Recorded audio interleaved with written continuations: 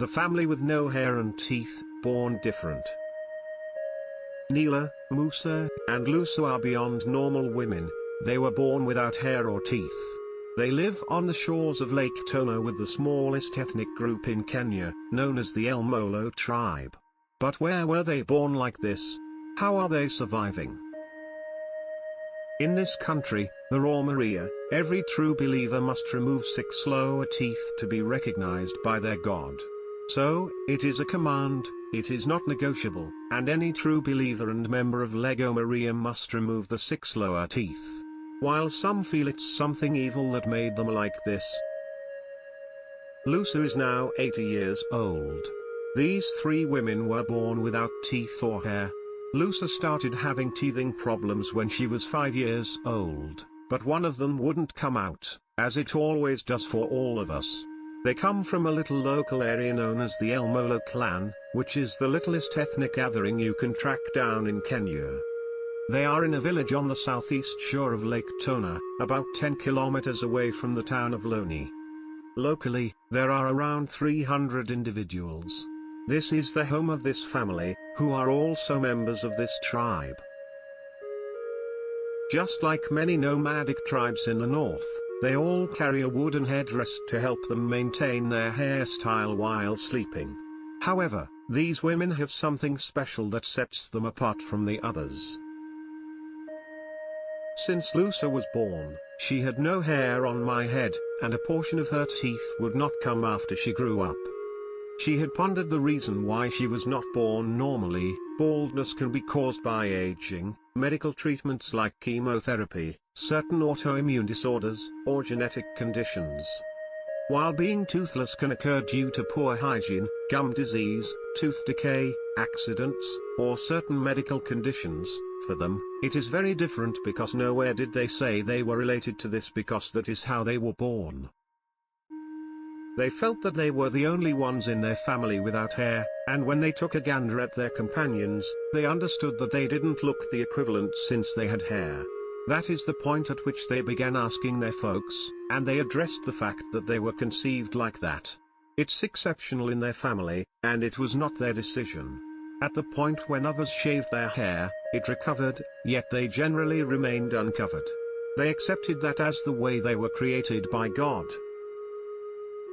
They live a very poor life, mainly due to the culture of the region, where they still live in tiny tents and there's no food in general. The Maasai people taught the Ilolo tribe some customs, such as circumcision for both boys and girls.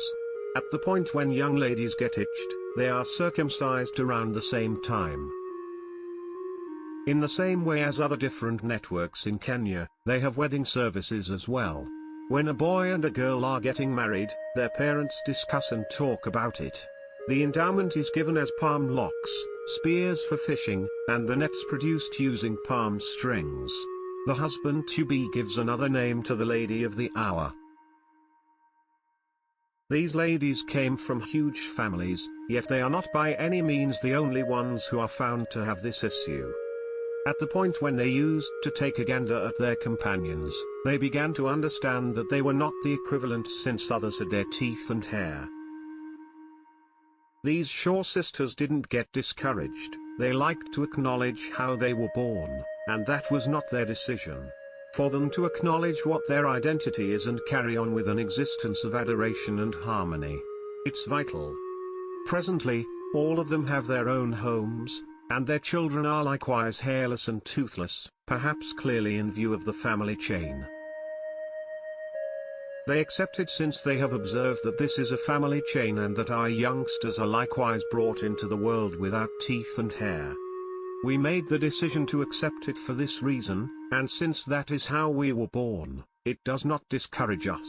What they would agree to as individuals isn't to be kept down by regrettable contemplations led to by the issues they have in their lives in light of the fact that frequently things are not your decision. One needs to acknowledge them, and life goes on. Likewise, there is a young lady named Kamia, who shaved her head at 5 years old and has stayed uncovered for a considerable length of time. Presently, the most astonishing piece of her condition is that she was conceived ordinarily and was fine until she was 5 years of age. Her dad shaved off her hair, and from that point on, it never came back, which they believed was black magic.